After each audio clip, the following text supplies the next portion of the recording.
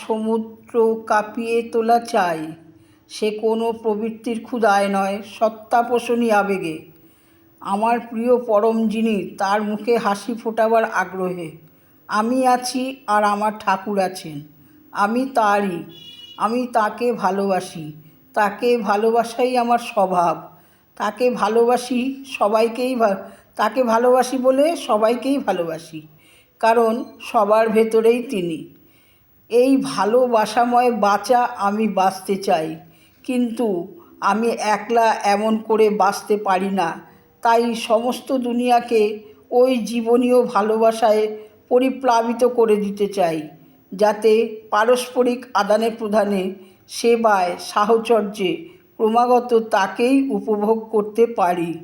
পরম প্রেমময় শ্রী শ্রী ঠাকুর অনুকূলচন্দ্র, 9/12/1944। আলোচনা প্রসঙ্গে 6। জয় গুরু।